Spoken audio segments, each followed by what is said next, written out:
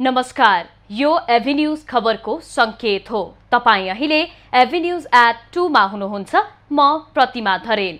प्रारम्भमा मूल खबर। विराटनगरबाट फर्किएको बुद्ध एयरको जहाज त्रिभुवन विमानस्थलमा सुरक्षित अवतरण। ल्यान्डिङ गियरमा समस्या हुँदा 2 घण्टा यात्रु आकाशमै। प्रमुख प्रतिपक्षी दल एमालेको संसदमा अवरोध कायमै। अवरोधका बीच राष्ट्रिय सभाबाट आर्थिक विधेयक 2078 पारित। संसदको काम कारबाहीलाई अगाडि बढाउने। तल्लो तहका अधिवेशनहरू सार्ने माओवादी केन्द्रको निर्णय। मङ्सिर 4 मा स्थानीय तहको अधिवेशन।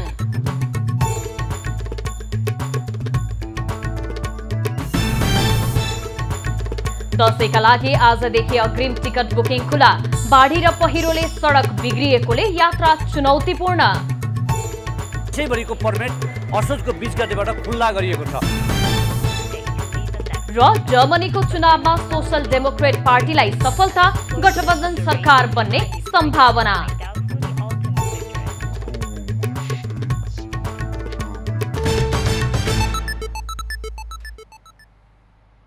अब खबरको सिलसिला प्रारम्भ गरौं बुद्ध एयरको जहाज आपतकालीन अवतरण सम्बन्धी प्रसंगबाट।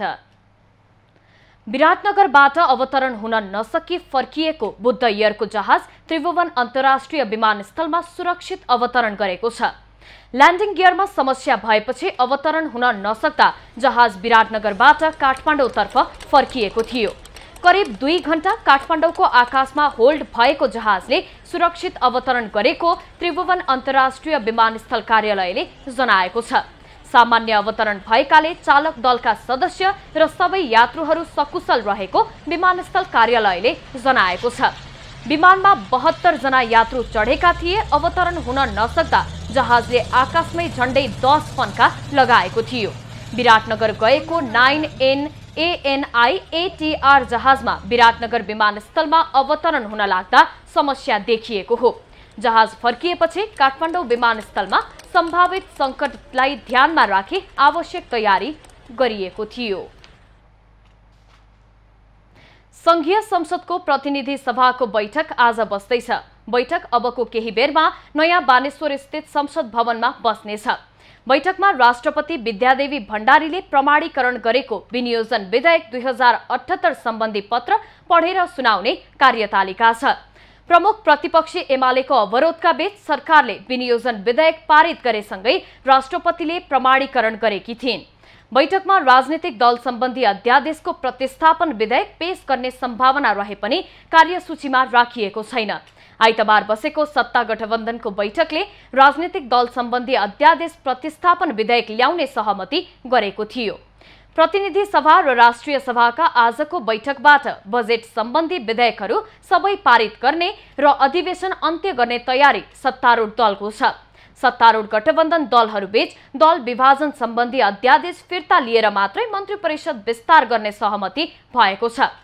अध्यादेश फिर्ता नलिँदा गठबन्धनको घटक जनता समाजवादी पार्टी फेरि विभाजित हुने खतरा देखिएपछि अध्यादेश फिर्ता लिने सहमति बनेको हो। त्यसका लागि संसदको चालू अधिवेशन अन्त्य गर्नुपर्ने भएकाले आज रातिसम्ममा अधिवेशन अन्त्य गर्ने सम्भावना रहेको नेताहरूले बताएका छन्। प्रमुख प्रतिपक्षी दल एमालेले सोमबार पनि अवरोध कायमै राखेको छ। आज पनि राष्ट्रिय सभाको बैठक सुरु हुने बित्तिकै एमाले सांसदहरूले उठेर विरोध गरेका हुन्। बैठकमा बोल्दै एमाले सांसद परशुराम मेघी गुरुङले आफूहरूको माग सम्बोधन नभएकाले अवरोध जारी रहने बताए। प्रतिपक्षी दलको रूपबाट संसदको काम कारबाहीलाई अगाडि बढाउने सन्दर्भमा आफ्ना मागहरू राख्दै हामीले जो विरोधहरू जारी गर्दै राखेका छौं, यसमा आजसम्म पनि सत्ता पक्षको तर्फबाट कुनै रेस्पोन्स छैन।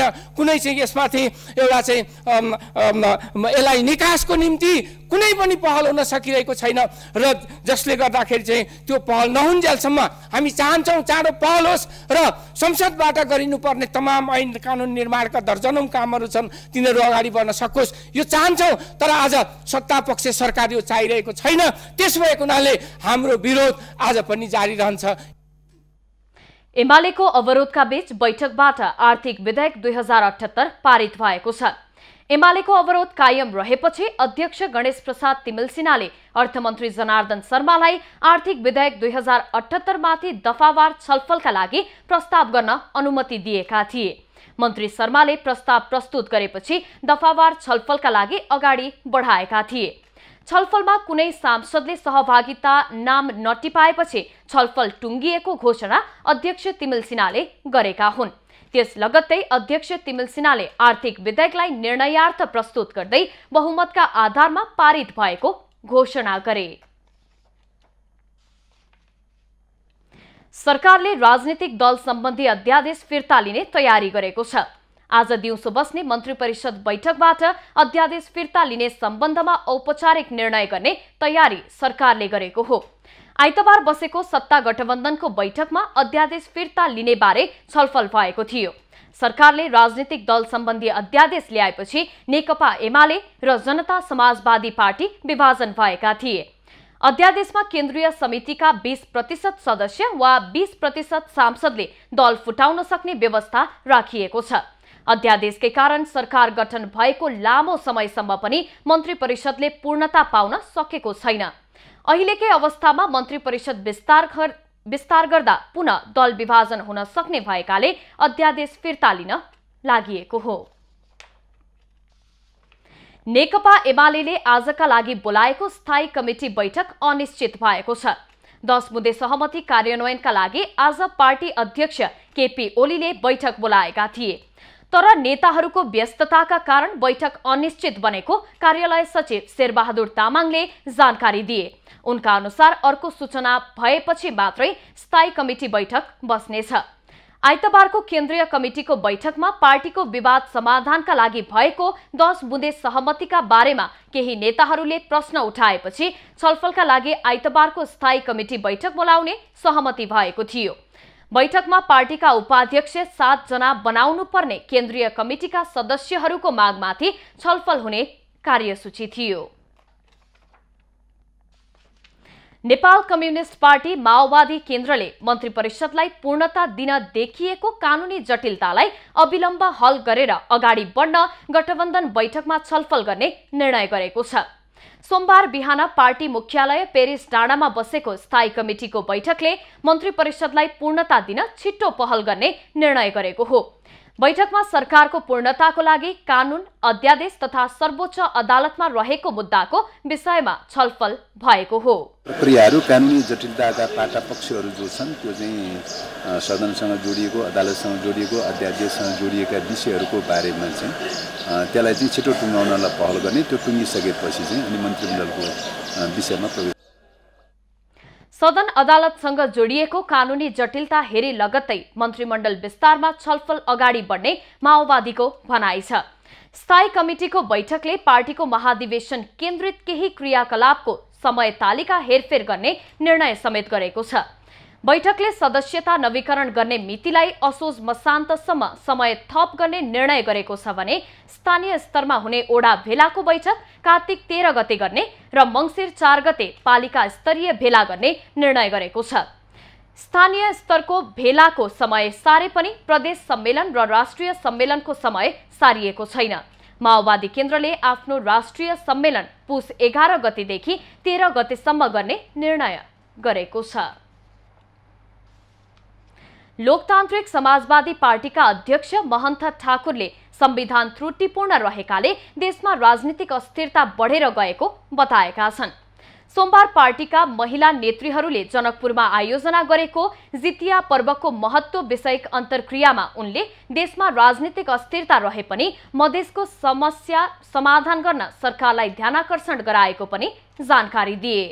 मधेसी मुद्दा के साथ हम हैं, चाहे वो संविधान संशोधन का विषय हो, चाहे वो नागरिकता का विषय हो, चाहे वो समावेशी का विषय हो, चाहे वो पहचान का विषय हो, हम उस सब के लिए संघर्ष करते रहे हैं।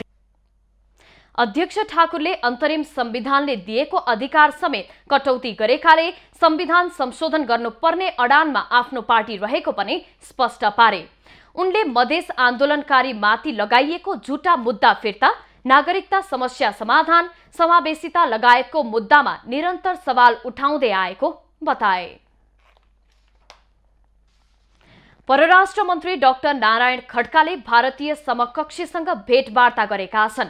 संयुक्त राष्ट्र संघको 76औं महासभामा भाग लिन नेपाली प्रतिनिधि मण्डलको नेतृत्व गर्दै न्यूयोर्क पुगेका मन्त्री खड्काले भारतीय विदेश मन्त्री डाक्टर एस जयशंकरसँग भेटवार्ता गरेका हुन्।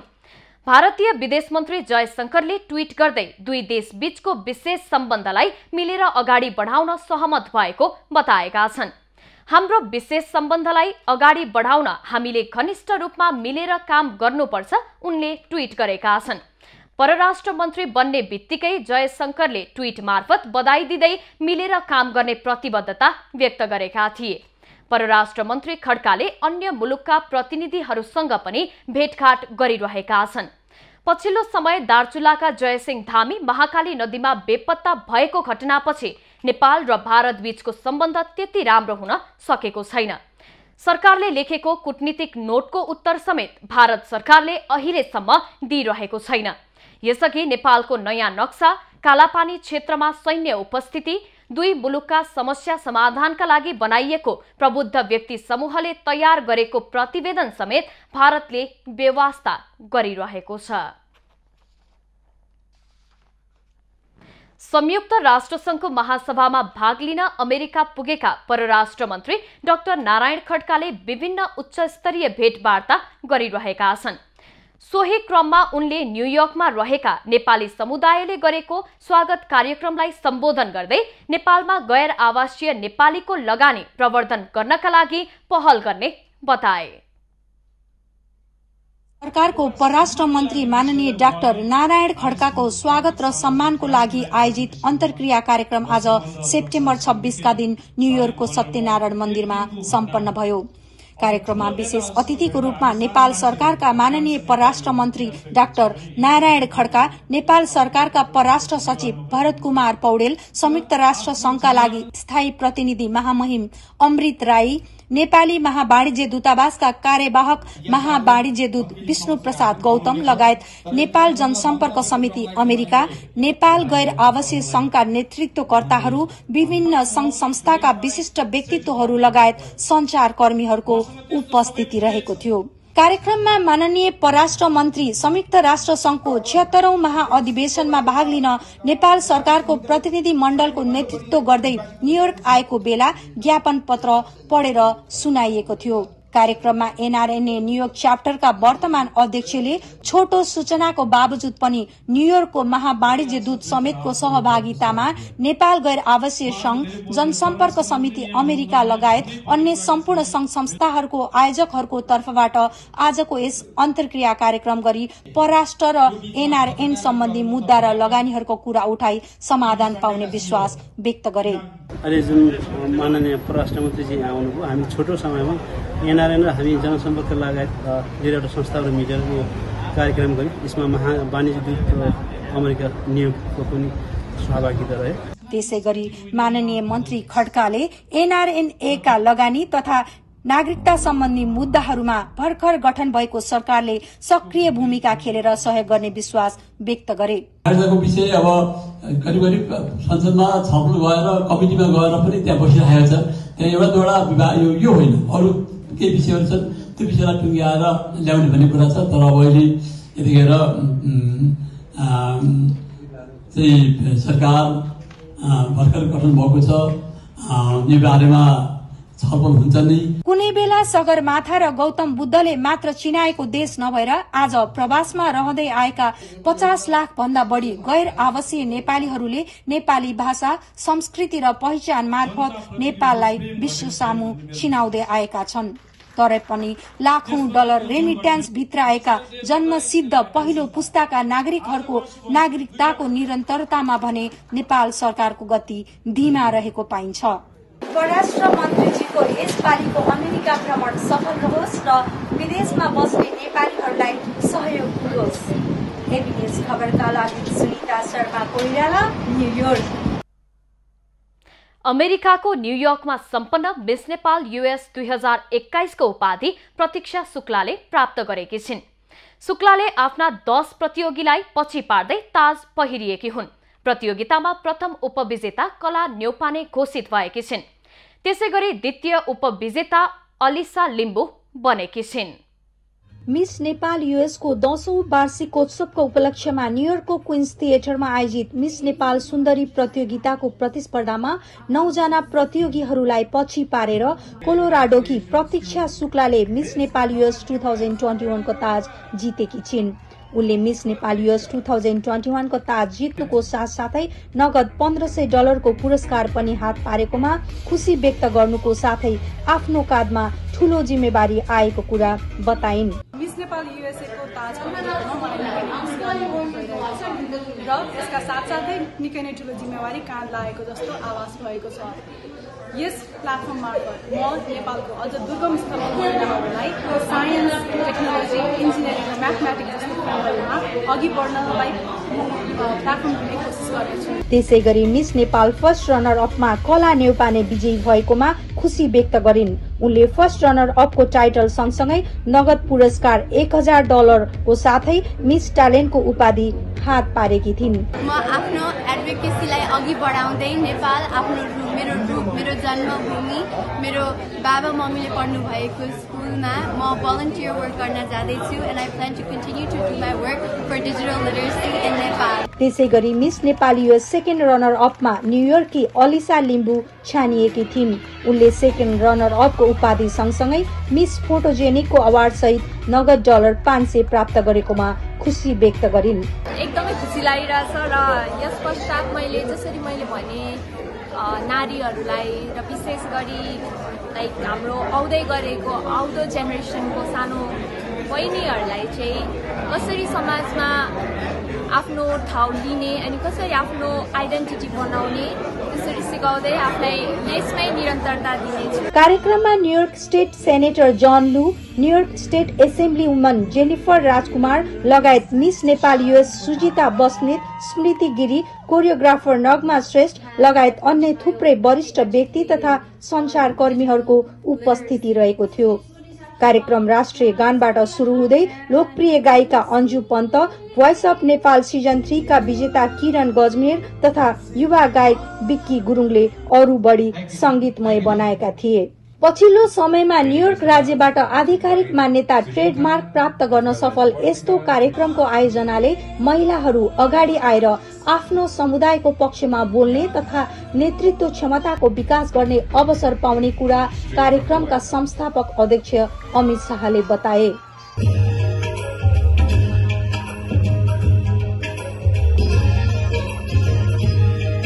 हामीले सुन्दरता अनुहारमा होइन नेतृत्व विकासमा भेट्ने गर्दछौं। मिस नेपाल प्रतियोगिताको आयोजनाले महिलाहरूमा नेतृत्व क्षमताको विकासमा अझ टेवा पुग्न सकोस्। सम्पूर्ण विजयी टिमलाई हाम्रो यही शुभकामना। एबी न्यूज खबरका लागि सुनिता शर्मा कोइराला, न्युयोर्क। बर्दियामा जंगली जनावरले दिन प्रतिदिन मानव बस्ती प्रवेश गरी क्षति पुर्याउने क्रम रोकिएको छैन। आइतबार राति एउटै खोरबाट जंगली जनावरले 23वटा खसी बाख्रा आक्रमण गरी मारेपछि स्थानीयमा त्रास बढ्दै गएको छ।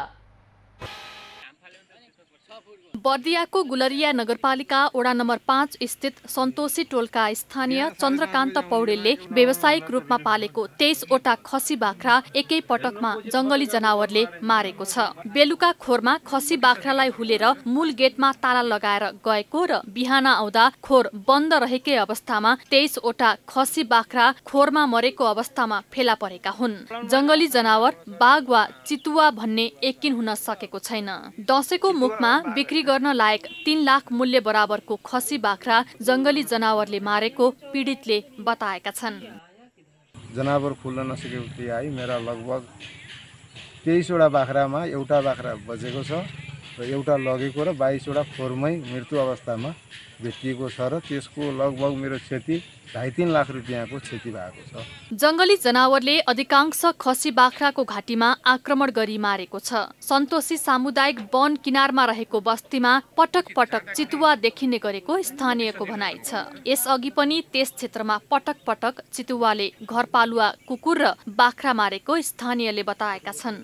कुकुरहरू खाइरहेछ, घरपालुवा कुकुरहरू खायो, 2-3वटा कुरा बाख्रा पनि खाछ त्यहाँ होइन। मैले स्वयं राति 8-9 बजे दोकान पसल बन्द गरेर आउँदाखेरि म आफ्नै गेट अगाडि मैले कुकुर भेटाएको छु, के अरे बाघ भेटाएको छु। मेरो गेट अगाडि उभिएको छ पुरा, मेरो गेट अग्लो भएर मात्रै हो, नत्र उसले मैले त प्रत्यक्ष देखेको पनि छु मैले त्यो। यति ठूलो परिमाणमा स्थानीयले पालेका घरपालुवा जनावरलाई नै खोरमै पुगेर जंगली जनावरले आक्रमण गरी मार्न थालेपछि स्थानीयहरू त्रसितको साथै आक्रोशित भएका छन्। स्थानीयले ओडा कार्यालयलाई जंगली जनावरहरू चहल पहल हुने स्थानमा लाइटको व्यवस्था गर्न भने पनि बेवास्ता गरेको उनीहरूको भनाइ छ। बर्दियाबाट दुर्गा आचार्यको रिपोर्ट।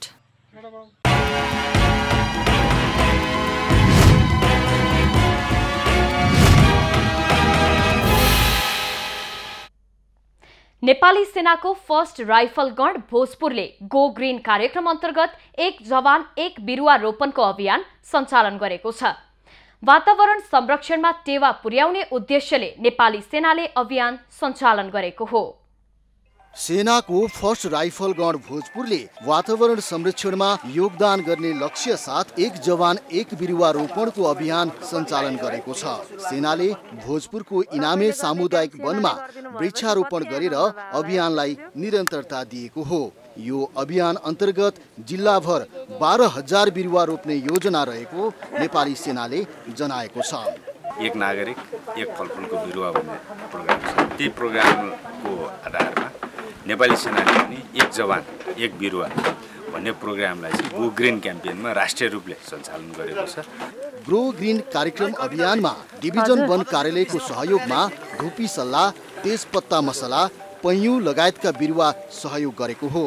रोपिएका बिरुवाहरू नेपाली सेना र स्थानीयहरूले संरक्षण गर्ने जनाइएको छ। मौसम परिवर्तनले वातावरणमा पार्ने प्रभावलाई सन्तुलन कायम राख्नको लागि पनि वृक्षारोपण आवश्यक रहेको स्थानीयको भनाइ छ। सुक्खाग्रस्त क्षेत्रलाई हरियाली बनाउने उद्देश्यले काम थालेको इमाने सामुदायिक वनले जनाएको छ। आफूले यसलाई चाहिँ मलाई एकदम फेरि संरक्षण गरेर हराभरा बनाउने मेरो उद्देश्य थियो हाम्रो टिमको। अहिले यसरी एउटा आर्मीहरू आएर हामीले यो आर्मीहरूलाई यहाँ एउटा चाहिँ तालिम स्पोट बनाउनको लागि हामीले सहयोग। वृक्षारोपण कार्यक्रममा सहभागीले नेपाली सेनाले थालनी गरेको यो अभियानको प्रशंसा गर्दै अभियानलाई सफल बनाउनको लागि सबैले आफ्नो ठाउँबाट लाग्नुपर्ने बताएका छन्। स्थानीय तहले सेनाले गरेको कामको प्रशंसा गर्दै यो अभियानमा साथ दिने जनाएको छ।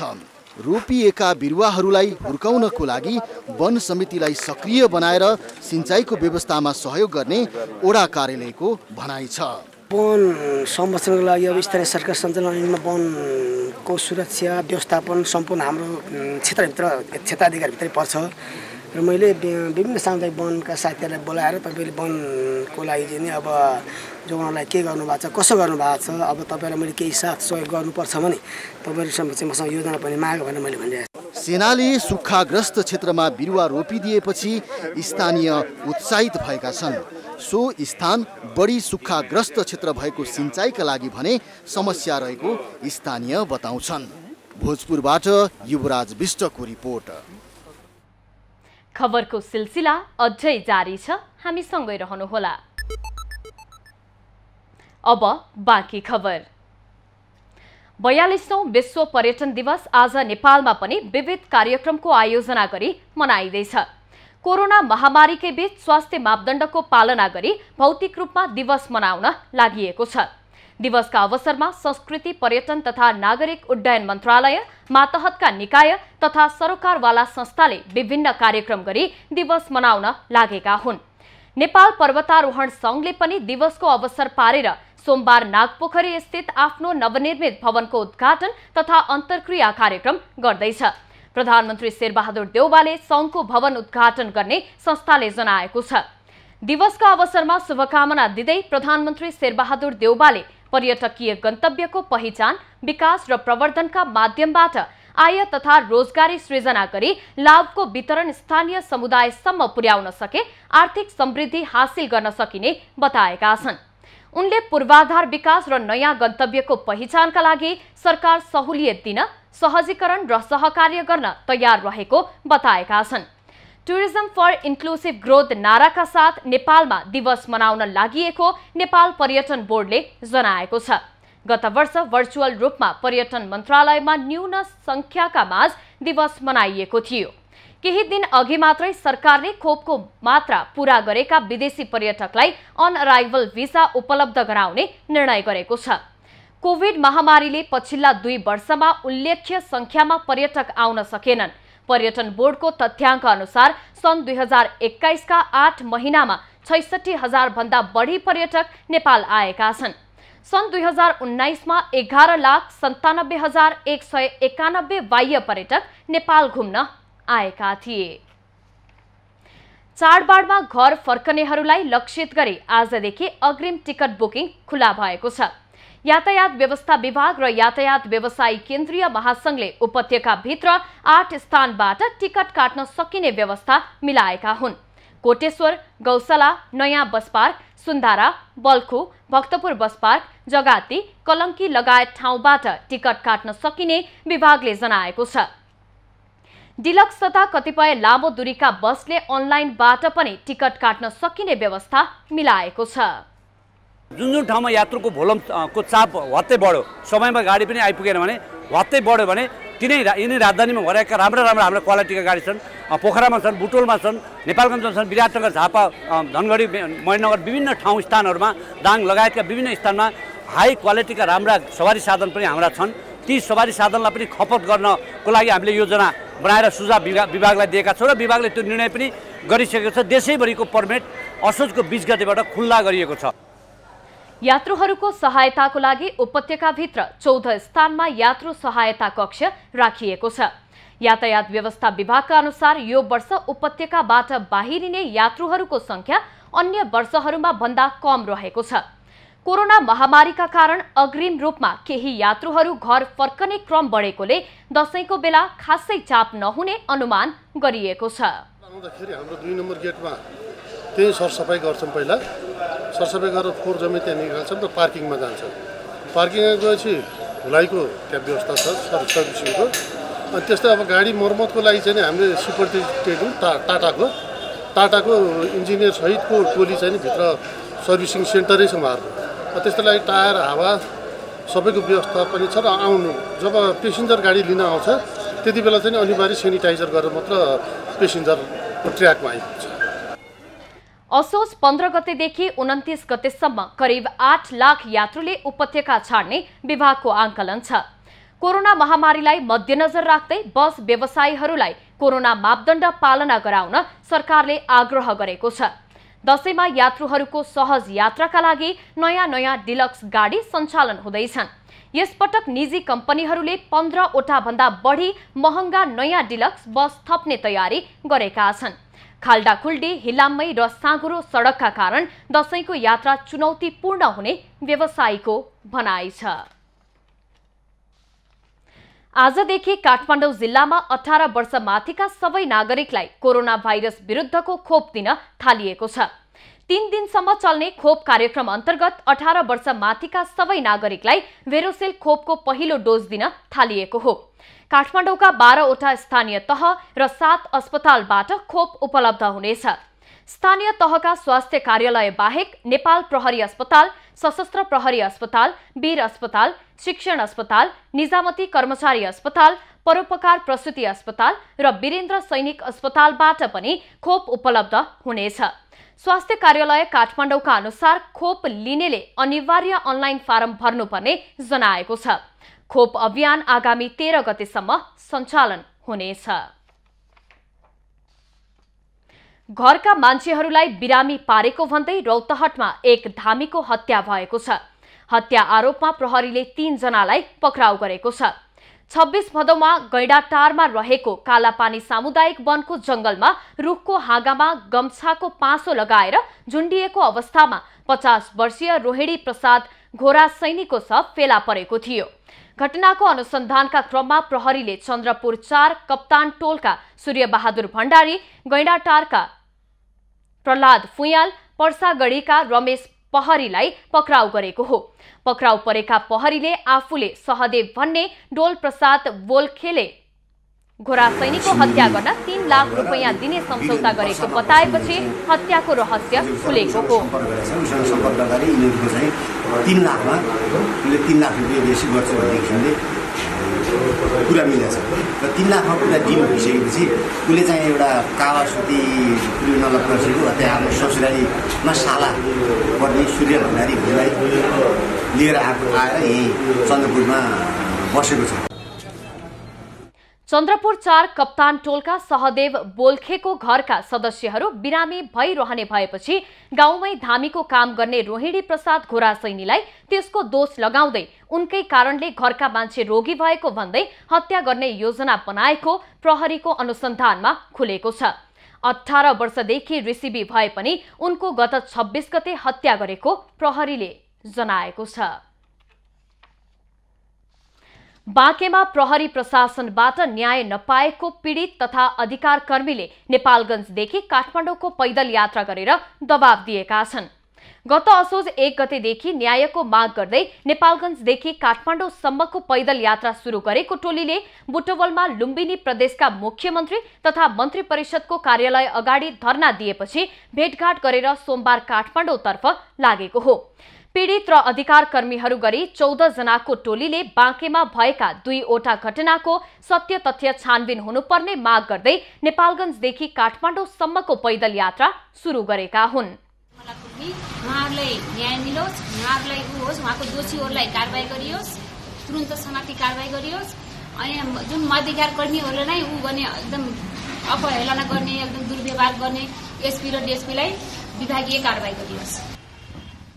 गत साउन 5 गते बाँकेको नेवाजीकी ननकुनी धोबीको रहस्यमय मृत्यु र गत सालदेखि नेपालगञ्ज उपमहानगरपालिका परसपुरकी निर्मला कुर्मीको बेपत्ता अवस्थाबारे प्रहरीले खोजबिन नगरेको भन्दै मृतकका आफन्त र राष्ट्रिय महिला अधिकार मञ्च बाँके इन्चार्ज रुबी खान लगायतले 19 दिनसम्म बाँकेको जिल्ला प्रशासन कार्यालयमा धरना दिएका थिए। तर त्यहाँ न्याय नपाएपछि काठमाडौँ पुगी प्रधानमन्त्रीलाई भेटेर न्याय माग्ने बताएका छन्। उनीहरूले प्रहरी समक्ष किटानी जाहेरी दिँदा पनि घटनाको छानबिन गर्न नमानेको गुनासो गरेका छन्।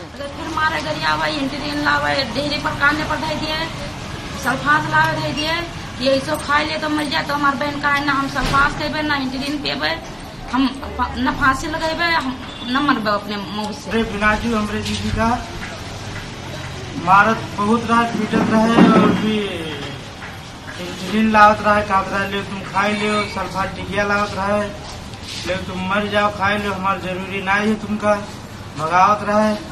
मोटरसाइकिल भी हमसे लोगों से मांगत रहे, दहेज में तो हम लोग नहीं दे पाएगा सर। काठमाडौँ पुगेपछि प्रधानमन्त्रीलाई भेट गर्ने, आफ्ना कुरा राख्ने, न्याय नपाए गृह मन्त्रालय र प्रहरी प्रधान कार्यालयमा धरना दिने कार्यक्रम रहेको उनीहरूले बताएका छन्। बारामा एक किसान खराब मेवाको बिरुवाका कारण लाखौंको आमदानी डुबाउन बाध्य भएका छन्। पर्साको बिरगञ्ज स्थित पशुपतिनाथ एग्रो फ्याक्ट्रीबाट खरिद गरिएका बिरुवा कमसल परेपछि किसान मर्कामा परेका हुन्। जितपुर सिमारा उपमहानगरपालिका 17 जैतापुरका किसान सञ्चराम थिङ र दुलमाई तामाङले गरेको मेवा खेतीमा 9 लाख भन्दा बढी रकम नोक्सान भएको छ। खराब मेवाको बिरुवाका कारण उनीहरूको 9 लाख रुपैयाँ भन्दा बढी रकम नोक्सान भएको हो। उनीहरूले उन्नत जातको मेवाको बिउ भन्दै प्रति बिरुवा 160 रुपैयाँका दरमा खरिद गरी 2003 बोट 1 बिघा बढी जमिनमा लगाएका थिए। पर्साको बिरगञ्जमा रहेको पशुपतिनाथ एग्रो फरेस्ट्री प्राली पानी टंकी बिरगञ्जसँग खरिद गरिएका बिरुवा विक्रेताको लापरवाहीका कारण नष्ट भएको पीडित किसानले बताए। बिरुवा बेचेपछि उक्त कम्पनीका प्रतिनिधि फर्केर नआएको पीडितको गुनासो छ।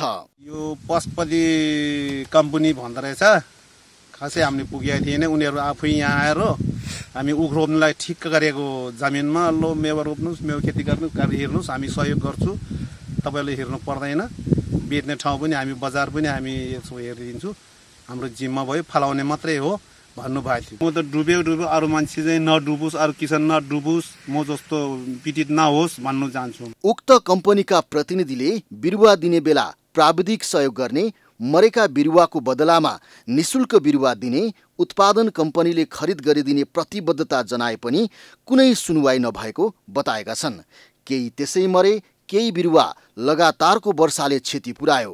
बचेका बिरुवामा फल लाग्न थालेको थियो, तर ती बिरुवामा पनि फल नलाग्दै नष्ट भयो। मेवा खेतीबाट राम्रै आम्दानी हुने आशा राखे तापनि अहिले निराशा छाएको पीडितको भनाइ छ। अब ऋण त लिएको छ, ब्याज तिर्न सकेन, अब किस्त त काहीँ न काहीँ अब त्यही तिर्न गाह्रो भइरहेछ। त्यही जम्मा 4 गडा खेत थियो, त्यसमा मेवा लाग्यो, खाने के अरे सबै खानुपर्ने, धान रोप्नुपर्ने, उखु रोप्नुपर्ने, के रोप्न पाएन। अहिले उनीहरूलाई मेवा खेतीका लागि लिएको ऋण र ब्याज तिर्न चिन्ता लागेको छ। उनीहरूलाई बिरुवा उपलब्ध गराउने कम्पनीले ठगेको गुनासो छ। सोझा किसानमाथि बिरुवा बिक्री गर्ने र त्यसको क्षतिपूर्ति दिने सहमति भए पनि त्यस अनुसारको व्यवस्था नगर्ने कम्पनीमाथि कारबाही हुनुपर्ने स्थानीयको माग छ। यसतर्फ कम्पनीले पनि किसानको लाखौं रुपैयाँको लगानीमा खेलवाड गर्नुभन्दा सहमति अनुसारको क्षतिपूर्ति उपलब्ध गराउनु पर्ने देखिन्छ। फलेको फलको बजार व्यवस्थापन सहित गरिदिने जिम्मा कम्पनीले लिएको हुन्छ, तर अहिले सम्पूर्ण रुखहरू मरेको छ, मेवाको बोटहरू मरेको छ, तर कम्पनीले कुनै चासो दिएको छैनन्, जसका कारण यहाँका किसानहरूलाई अहिले कसरी ऋणको ब्याज तिर्ने धौ परेको छ। 12 बाट इन्दीप कोइरालाको रिपोर्ट। सरकारले केही दिन अघि नेपालका सीमा नाका सुचारू भएको बताए पनि अहिलेसम्म त्यसको कार्यान्वयन हुन नसक्दा सर्वसाधारणले शास्ति भोग्नु परेको छ। सीमामा पैदल आउजाउ गर्न दिए पनि बिरामी र अशक्तलाई धेरै नै समस्या भएको छ। प्रशासनले भने सरकारवालाको बैठक बसी आवागमन सहज पार्ने बताएको छ। दर्शकबिन 5 दिन पहिला नेपाल सरकारले अधिराज्यभरिको सीमा नाका बोर्डर खुला भएको घोषणा गरेको थियो। यो घोषणा भएसँगै सीमा इलाकामा, सीमा क्षेत्रमा बसोबास गर्ने आम सर्वसाधारणहरू निकै खुसी र उत्साहित भएको थियो। यद्यपि 5 दिन बितिसक्दा पनि सीमा नाका अहिले पनि जिउका त्यौं बन्द छ। आम सर्वसाधारण जनतालाई आवत जावतमा निकै समस्या भएको छ।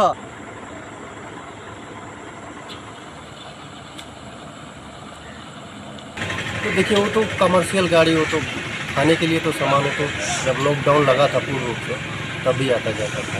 वही तो वो भी मेडिकल, जो उसमें जो ड्राइवर होता है और जो उसका एक और पर्सन होता है, उनका मेडिकल होता है, तभी जाते हैं।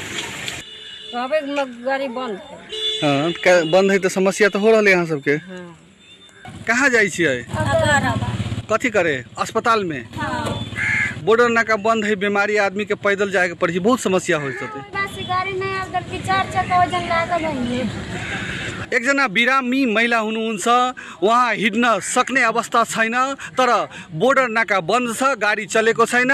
उहाँ कष्ट भोगेर पनि अब हिँड्न बाध्य भएको छ। हामी यहाँ दृश्यमा देखिराखेका छौँ।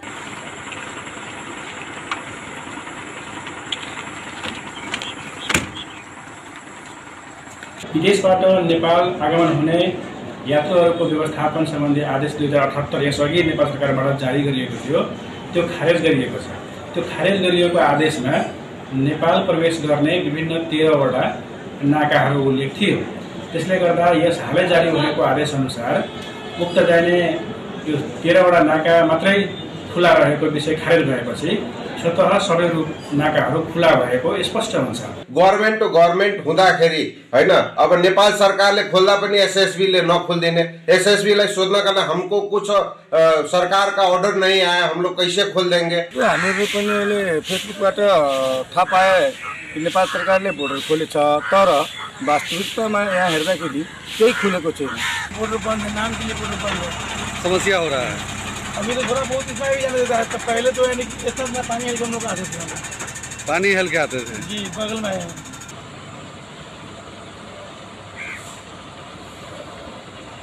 यस सम्बन्धमा जब हामी नेपालका र भारतका प्रहरीका जवानहरू जुन सीमामा खटेका छन् उहाँहरूसँग प्रतिक्रिया लिन खोज्दा उहाँहरूले के भनेको छ भने हामीलाई सरकारी आदेश आएको छैन, त्यसैले सीमा नाका अहिले पनि बन्द रहेको छ। एभी न्यूज खबरको लागि बख्तियार अली, सर्लाही। विद्युत आयोजना पहिरोले बगाएपछि हुम्लाको सिमकोट र खारपुनाथका बासिन्दा उज्यालोबाट वञ्चित भएका छन्। विद्युत नहर मर्मत सम्भारका लागि प्रदेश तथा संघबाट बजेट हाले पनि सदुपयोग हुन नसक्दा हुम्लामा विद्युत आपूर्ति अनियमित हुने गरेको छ। हुम्लाको हिल्दुम विद्युत वितरण केन्द्र पुनः अवरोध भएको छ। पहिरोका कारण विद्युतको मुख्य केनलको पानी पावर हाउसमा आउने पानीको नहर भासिएर खोलामै चुहिएर जाने गरेकाले विद्युत अवरोध भएको हिल्दुम विद्युत वितरण केन्द्रले जनाएको छ। दशैंसम्म सञ्चालनमा ल्याउने गरी मर्मतको काम भने सुरु भएको छ। विद्युत सञ्चालनमा आउने अब मिति चाहिँ ठ्याक्कै तोक्न सकिन्न, तर आज हामी अब खानेपानीका हिसाब पनि आउनु भएको छ गरेर हामी अब सिभिल इलेक्ट्रिकल बसेर सल्लाह गर्छु के तरिकाबाट कुन मोडलबाट जाँदाखेरि छिटो छरितो हुन्छ। यसअघि सिंचाई तथा खानेपानी कार्यालयले विनियोजन गरेको 30 लाखबाट ग्याबिन बनाउने तथा गारो लगाउने काम सुरु भएको भए पनि केही दिनदेखिको वर्षाले सो विद्युतको मुख्य क्यानल चिराचिरा परेकाले विद्युत सञ्चालनमा समस्या भएको हो। भत्किनुपर्छ या भत्काइदिनुपर्छ, त्यसपछि अनि नयाँ तलबाट फेरि ग्याबिन लाएर त्यहाँ संरचना तयार गरेर बल्ल क्यानल फिट गर्नुपर्ने स्थिति आयो। त्यसले गर्दाखेरि यसलाई समय केही लाग्छ। सक्दो हामीले चाहिँ दशैंसम्म भन्दा अगाडि यसलाई अगाडि बढाउने कोसिसमा अगाडि बढेका छौँ। विद्युत अवरोध हुँदा सदरमुकाम सिमकोट सहित जिल्लाका 2 गाउँपालिकाका बासिन्दा अँध्यारोमा बस्न बाध्य भएका छन्। उद्योग कल कारखाना तथा विद्युतीय सामग्रीका पसलहरू समेत मारमा परेका छन्। कार्यान्वयन गर्ने पक्षमा जुन हो अब त्यो त हामी त प्राविधिक त पक्कै पनि होइन। त्यसैले प्राविधिक नभए हुनाले उहाँहरूको भनेको हिसाबले छोटो हिसाबले मात्र यो क्यारे त्यो रकम सकाउने हिसाबले मात्र यहाँ काम भएको देखिन्छ। विद्युत आयोजना सुचारू हुन कम्तीमा 2 महिना लाग्ने अनुमान गरिएको छ। विद्युत आयोजनाको लागि संघ र प्रदेशबाट पटक पटक बजेट विनियोजन भए पनि त्यसको सदुपयोग हुन सकेको छैन। यो वर्ष पनि सांसद जीवन बहादुर साईको संसद विकास कोषबाट 30 लाख रकम विनियोजन भएको छ। हुम्लाबाट नन्दसिंहको रिपोर्ट। सरकारले भलिबललाई नेपालको राष्ट्रिय खेलको मान्यता दिएको पनि 4 वर्ष पुगिसकेको छ, तर अझै पनि डोटी जिल्लामा यो खेल र खेलाडीहरूको स्तर माथि उठ्न सकेको छैन। नेपालले झण्डै 8 दशकदेखि भलिबल खेल्न थालेको इतिहास छ। डोटी जिल्ला भलिबल खेलका लागि उर्वर ठाउँ मानिन्छ, तर नियमित प्रशिक्षण र खेलको अभावमा जिल्लाका खेलाडीले मौका पाउन सकेका छैनन्। फुटबल र क्रिकेट जस्तै नेपाल भलिबल संघको आफ्नै कार्यालय छैन, कबड हल र खेलाडी उत्पादन गर्ने एकाडेमी छैन। विद्यालय तहमा समेत खेलाडी उत्पादन हुन सकेको छैन। इच्छा मान्छेको आफ्नो आफ्नो लक्ष्य हुन्छ, मैले भविष्यमा गएर म खेलाडी बनाउला भन्ने लक्ष्य हुन्छ, तर यहाँ के छ भने बिचरा उसले आफ्नो लक्ष्य पुरा नै गर्न पाउँदैन। छैन भौतिक पूर्वाधार छैन, ग्राउन्ड छैन, खेल मैदान छैन।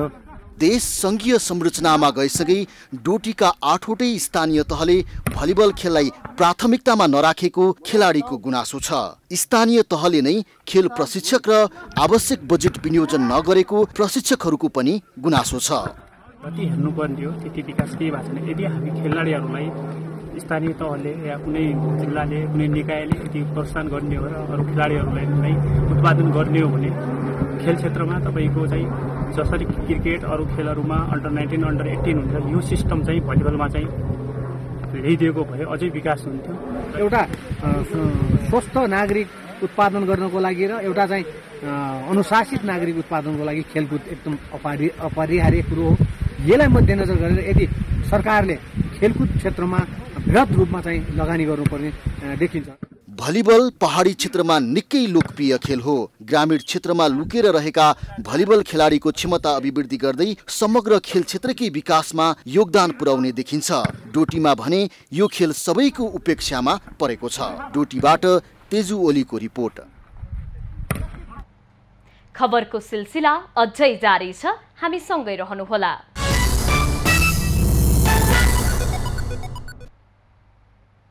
चौथो संस्करणको Everest premier league EPL T20 cricket अन्तर्गत काठमाडौँ किङ्स 11 र विराटनगर वारियर्स बीचको खेल स्थगित भएको छ। टियु क्रिकेट मैदान भिजेको कारण खेल गराउन नसकिने भएपछि काठमाडौँ र विराटनगर बीचको खेल स्थगित भएको हो। काठमाडौँ र विराटनगर बीचको खेल टस समेत नभई स्थगित भएको हो। काठमाडौँ र विराटनगर बीचको खेल बिहान 9 बजे सुरु हुने तालिका रहेको थियो, तर 2 घण्टासम्म समेत मैदान तयार नहुँदा अम्पायरले खेल स्थगित गरेको हो। सन्दीप लामिछानेको कप्तानीमा रहेको काठमाडौँ लगातार दोस्रो जितको योजनामा रहेको थियो। काठमाडौँले पहिलो खेलमा साबिक विजेता ललितपुर प्याट्रियट्सलाई हराएको थियो। यस खेल काठमाडौँका शाहिद अफ्रिदीको अन्तिम खेल रहेको थियो। उनी 2 खेलका लागि काठमाडौँ उत्रिएका थिए। करण केसीको कप्तानीमा रहेको विराटनगर भने पहिलो जितको योजनामा थियो। पहिलो खेलमा विराटनगर चितवन टाइगर्ससँग पराजित भएको थियो। प्रतियोगितामा 6 शहरका फ्रेन्चाइज टिमले सहभागिता जनाएका छन्। प्रतियोगिताको विजेताले 50 लाख प्राप्त गर्नेछ, यस्तै उपविजेताले 15 लाख पाउने जनाइएको छ। अब पालो एभिन्यूज एट मौसमको।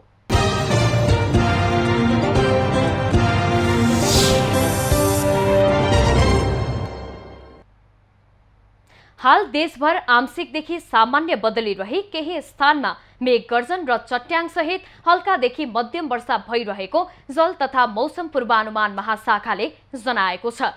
काठमाडौँ उपत्यकाको आजको अधिकतम तापक्रम 29 डिग्री सेल्सियस र न्यूनतम तापक्रम 18 डिग्री सेल्सियस बीच रहने अनुमान छ। आज सूर्योदय बिहान 5:54 भयो भने सूर्यास्त साँझ 5:54 हुनेछ। आज देशभरको मौसम कस्तो रहला त हेरौं देशका विभिन्न स्थानको अनुमानित मौसमी अवस्था।